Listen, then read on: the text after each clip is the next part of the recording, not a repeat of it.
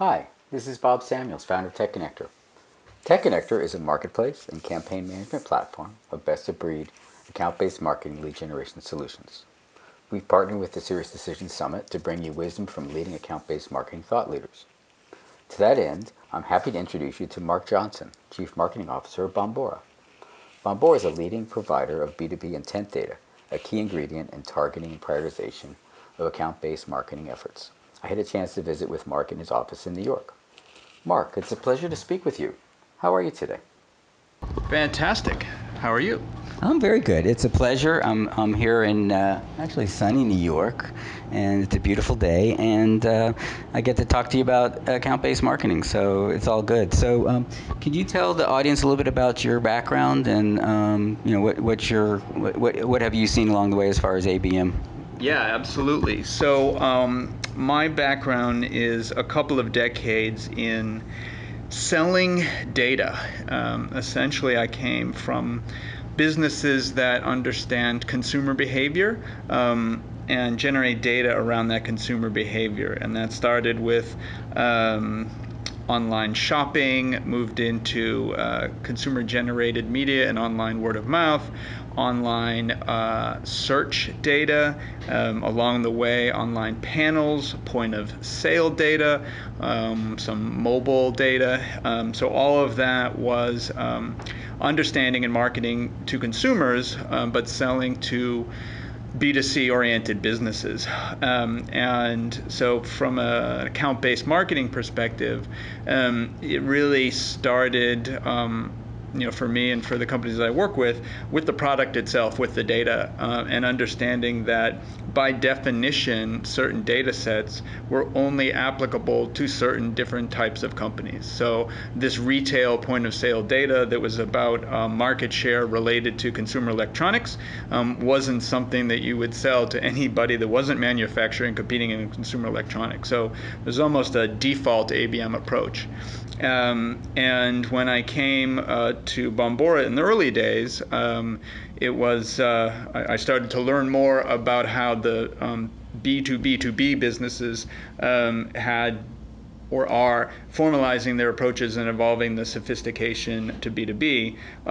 So some of it I brought fresh eyes, some of it I'm learning as we go, and haven't been sort of in this world for the past 20 or so years. So it's every day is a new day to some extent. Wonderful. And your background in B2C, my understanding, a lot of the marketing technology is more advanced in B2C than B2B. B2B is a little bit of a laggard in that respect.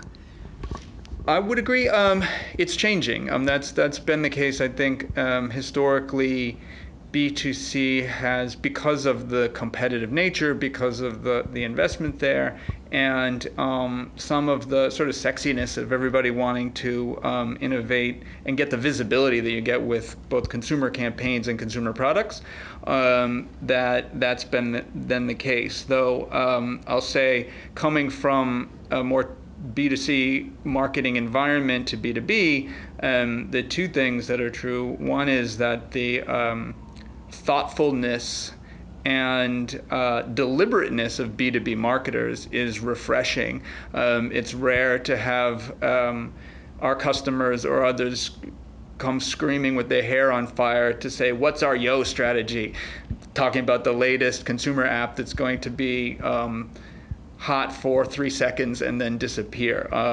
So there's that approach. And then in terms of the looking at the entire buyer's journey, life cycle, and all the different touch points, I'm finding at least that because there's a longer sales cycle and much higher price points, that B2B marketers are just investing more time and energy in connecting all those than typically in B2C, which is ultimately winds up being a lot more siloed than B2B looks to be going forward.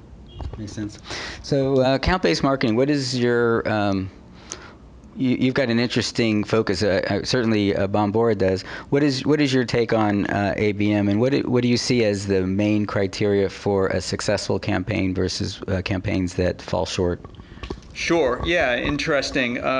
Bombora we're a neophyte practitioner of account-based sales and marketing, and we always try to get sales and marketing in there, or marketing and sales. And at the same time, we sit sort of right in the middle of account-based marketing sales and marketing processes and technologies. So we learn a lot from our customers as well as our partners. As it relates to successful or less so, what I think we're seeing is two things: is that the idea of just account-based becomes table stakes for brands, for B2B brands, and the idea of call it agile account-based marketing, in which those target lists or target accounts and the activities around them are constantly, in a dynamic way, constantly changing and being updated and refreshed and tweaked and optimized based on signals. And whether those are, whether you put it in the FIRE, fit, intent, recency, engagement framework, or whatever your acronym is, the idea that account-based marketing and sales is not set and forget with a list and just keep banging at that list with the same tactics, but rather understanding what's happening and knowing that potential customers they're going to be changing where they are in that sales cycle, and you're tweaking your behaviors and your activities based on that. So it's a constantly self-learning process in the best of situations. And you mentioned FIRE, and for the folks that aren't familiar with that, could you explain a little bit about the importance of the concept? Yeah, sure. So FIRE is, I'm not sure where it all came from, but there's plenty out there. It is the idea that recasting the process and the framework by which you approach or take an account-based approach. And the first part of it is building a fit model and taking a fit approach and understanding what your ideal customer profiles are. And so basically building the lists of companies or segments that you want to sell to based on your own historical knowledge, both quantitative and qualitative, of who can benefit from your products or what companies can benefit from your products. Of course, that can generate quite a large universe. And the next one would be intent, which is those companies that are ideal fit are the companies that could buy from you, but what are the ones that are actually looking to buy a product or solution in your category? And for us, what we've seen historically is that of any companies, of any account-based list, about 15% are actually in market at any given time, which makes sense because every company can't buy every product all the time. So they go into these buying cycles. So when intent is layered on top of a fit or an ICP list, then you narrow that down by about 15 to 20%, gives you a more manageable and a higher likelihood to engage list of companies. And then this R, which, depending on who you talk to, sometimes it's recency, the most recent interaction. I personally like to also frame it as a relationship. Do you actually have some sales conversation going on with that account? Is the R piece, and that plays into what you're doing in terms of marketing and sales interactions with those individuals and that account, and then engagement, which often ties to first-party engagement on your website or with your emails and that sort of thing. And all those different stages inform what you're doing and give you sort of a holistic view of account-based sales and marketing. There's two others that I'm sort of personally try to also consider. One is, and I changed the FIRE, and I put a C and an E and change it from FIRE to fierce, so add more acronym to it. But the convert and contract, and at what point you actually establish a contractual relationship is a key point in this process. And then the E after that is this engagement and expansion, and the idea that for many, particularly for us, customer success and advocacy, and how you ensure those customers grow, benefit, and become second and third order customers is critical. So sort of seeing it in this longer cycle. So that's how I would describe both fire and fierce. Beautiful. And so that's all aspects of, or different elements about prioritization. Yep. And helping make that happen. Because you can't go after all the accounts. And so it's nice to be able to prioritize and focus on the ones that are, like I said, a better fit, exactly, more intent, and so forth. So I suspect that you've either done a lot yourself as a marketer, or you've seen a lot of marketers with ABM campaigns. Do you have some examples or case studies that you can share as far as specific companies that did things really smart as far as account-based marketing? Yeah, sure. I have a worst practice, which we've done for sure. One is to the point of having too small an account list, to the point that you always need to be optimizing based on and changing your behavior based on the signals of these companies. If you start with too small of a universe, then you can wind up with nothing at the end of the day. So that's one thing that we've learned from our customers who are much better than us. And I'll call out like examples that bullets that from primarily from customers. So Mike Madden at Marketo has been an amazing customer for us, and showing us in the industry how they're using intent data and ABM. And one of the things that really stood out in their work is the simplification of what you're transmitting to sales reps, and distilling down from a lot of different signals, not only intent but also third-party signals, and getting it to a single number or numbers or single unit that says, call now, and that can be digestible and drives an action at the rep level, rather than presents them with a bunch of information that they need to interpret. So he's been amazing.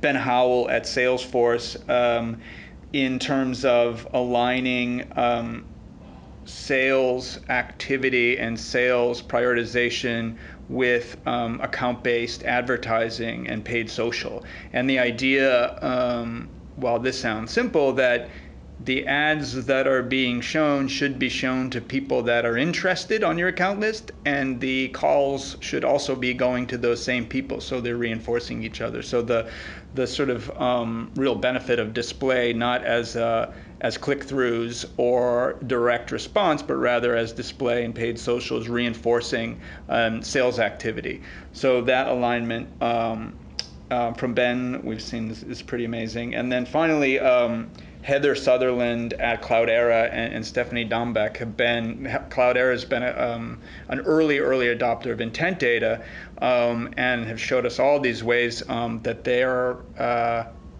getting it through their whole ABM stack. And the one which literally brings a tear to my eye is about field marketing and ABM, the account-based approach with field marketing. And just in general field marketing, when the of sales leaders are hammering away at these poor event marketers or poor field marketers, trying to say, like, we got to do it in Chicago, we got to do an event in Dallas, no, New York, no, LA, and it just becomes a free-for-all for like who's screaming the loudest of where they should do this cocktail party, and taking not only an account-based approach but also using intent to say, what are the companies that are interested? What are the topics they're interested in? And letting data drive field marketing and event programming, where typically that's been far more qualitative and subjective. And so like that's so cool. And I don't think enough marketers are using that. So those are three examples. Those are great examples, and I like the first one. We're basically helping distill the information down to less data than more, and because if you have too much data, then you can just get buried and dizzy. Exactly, and for us, there are many different things that go into the company surge score. There are multiple topics that can create a cluster that really reflect the buying behavior, the research behavior inside a company, and the value in telling whether it's a rep or marketer exactly what they need to do versus the why all the way upstream is where a ton of value is created for sure. Beautiful, and I love the fact that you can take the search data and not only know that there's some interest going on about a topic, but you can get some insight about specifically what types of things they're interested in, and so that's something to talk about when you give them a call. Yeah, exactly, and not only from a new customer prospect point of view and increasing the relevance of that conversation, but in account management and upsell and retention. And that's another example of what Marketo's done, looking at existing customers, and if there's an increase in content consumption around competitive solutions, independent of whether their contract's up or not, that would be a flag for account manager to get in there and understand if there's a problem and they're already starting a competitive evaluation. That's a good observation, and I get caught into thinking that with account-based marketing, that's all about bringing in new prospects. But the reality is the bigger value potentially is the current customers and growing them and getting them deeper and building the relationship stronger. Yeah, 100%, and the sort of a self-fulfilling prophecy in that unless you're starting from scratch. You already have accounts that you know things about, and that seed list, and that's even doesn't give it enough credit. Those customers can tell you the things that will help you get more quickly to the next set of customers, and thus grow your ideal customer profile. One thing that we do pretty frequently with customers and prospects is say, let's not squander that opportunity of your existing customers. So let's go look back in time at what they did and what topics rather they researched prior to becoming your customer. And so that way we can understand that whole buyer's journey in terms of the research process, and then go look for other customers that look like that. And so that model, again, is like more about not just expanding the existing customers you have, but using them to dictate your efforts going forward. Yeah, to help you find lookalikes or lookalike patterns or that sort of thing. Beautiful. Good stuff. So what do you see if you have a crystal ball? What is ABM's changed a lot? I mean, it's named accounts. I mean, it's been around since before us, really. But the whole term of whole term's new. But what's changing now? What's the world going to be like in a year or 5 years, if you can predict? Sure. Well, a year, and I think I had seen from Sirius or something that Steve Casey has just said that ABM will die and it'll just be B2B marketing, the Forrester analyst. So I think that's probably true, is if we do the Google Trends and like the ABM, just like perhaps AI, the buzzworthiness of the topic itself will be decreasingly interesting as it just becomes table stakes, as I said earlier. I think and hope longer term in 2025 or going forward, like there's less of everything. And when we talked earlier about only 15% of companies are actually buying something at any given time. The other side of that is 85% are not. And yet we as marketers and salespeople are calling on those 85%. So, and every company is doing it with high-powered nurture campaigns and auto dialers and and now I love chatbots, but they're basically turned into hyper-accelerated sales calls the minute you get on a website. And so the hope, and we're trying to help do with others, is like by 2025 or beyond, is like your inbox is blissfully free of things that are irrelevant to you, and rather an email will come in and it will be relevant because it will help you in a business process or a buying cycle that you're in today, and the same will be true of calls and ads. And so, imagine a landscape where everybody did a ton less, but what they did had so much more relevance and value that everybody benefited from that, and we didn't have as much of the problems we had today around individuals just ignoring phone calls and emails and blocking ads and privacy issues because data has been exploited and not provided as much value to the end customer. So I hope we can get there by 2025. Yeah, you bring up a good point. I mean, not only is having good data help you figure out who to go after and who to prioritize, but who to stay away from and who not to waste your cycle and who not to piss off because they're not your solution is not relevant for them now. 100%, and that impacts on your brand. So it's not just I didn't get a response. What it was, I intruded on this person with something that wasn't useful to them, and that experience is not a positive one, was associated with my brand. And every sales rep call that we're avoiding, and we do the same thing, is dilutive of our brand and of the broader industry and the practice of sales and marketing, frankly. Beautiful. And I think the point that you alluded to as far as what Sirius was saying is that ABM, I mean, I guess ABM is not a program. It should be an aspect of everything you do. Yes, or a company philosophy, really, and that from the very conceptualization of the company strategy and the products that are built and the go-to-market approach, that you have a specific customer problem and cohorts or customer profile in mind, and that flows through everything.